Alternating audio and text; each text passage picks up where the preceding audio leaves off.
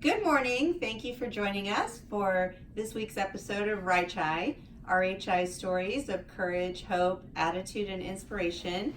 This series is brought to you by our awesome sponsors, Wilson Kehoe Winningham. They've been longtime supporters of RHI and the foundation. And joining us this week, we have one of our board members, Mr. Lou Hensley, one of my favorite people. Thanks for joining us, Lou. And if you'd like to make a gift in honor of our patient who's sharing his story, feel free to click on the link because every dollar helps us be the best rehabilitation hospital in the Midwest. So take it away, Lou. Mindy, thank you very much. Again, my name is Lou Hensley. I'm a board member with the foundation. And I'd like to introduce our guest today is Chad Smith. Chad was the RHI Patient of the Year in 2016. Quite a story. Chad, would you tell us why you're using RHI and what brought you to this point in your life, please? Well, initially I've had a dirt bike accident in the end of January 2016, and it ended up leaving me. They thought I was going to be a complete quad, so I had no feeling basically from my neck down, no movement or anything.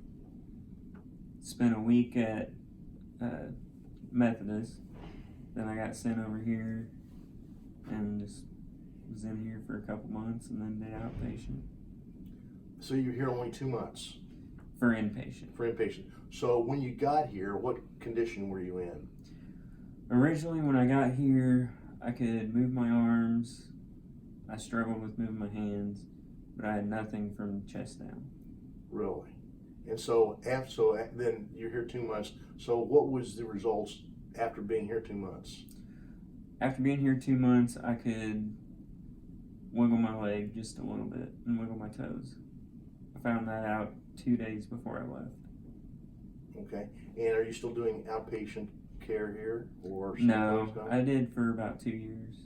For 2 years, and so but you're not doing that anymore because They let me go. They let you go? Yep. So what is your mobility now? I can walk with crutches. I can walk without them, just not very far, very fast or anything. But really, and so you've done that with your outpatient activity over 2 years.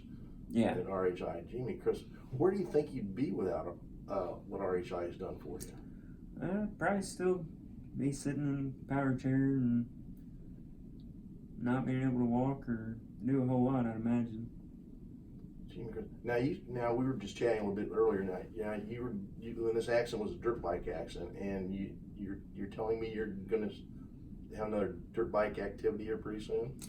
Side by side, off road. But you're gonna be out in the wilds, or? Yeah, go out in the woods. Yeah, I have been for a long time. I actually started driving probably about a month or two after I got out of here. Once I could move my feet a little bit, got in there and started driving. Neurosurgeon wasn't very happy about it, but Well, possibly not. So actually, when this happened to you and you were thinking that, golly, I'm going to possibly be a paraplegic, probably pretty depressed and things like that, I would guess, wouldn't you? Not really. They told me I wasn't going to be able to walk from the beginning. I just said I would, and just have to keep working and do the best you can with what you got. So what have you got to say to other RHI patients that are potentially in the same condition you were in or are in now, things like that? I mean, what do you tell them to help them out a little bit? Just do whatever you can. I mean, the therapists here know what they're doing. You just gotta listen to them and try hard and can't give up, basically. Now, you also mentioned that you were doing some test trials with Dr. Hornby. What? Dr. Yeah, Hornby? George. Yeah. What does that entail, and what's that done for you? He basically works you as hard as he can. He makes you raise your heart rate, run on the treadmill, do steps. It's pretty tough. It makes you sweat. And how long have you been doing these trials with Dr. Hornby? I did 2 different ones.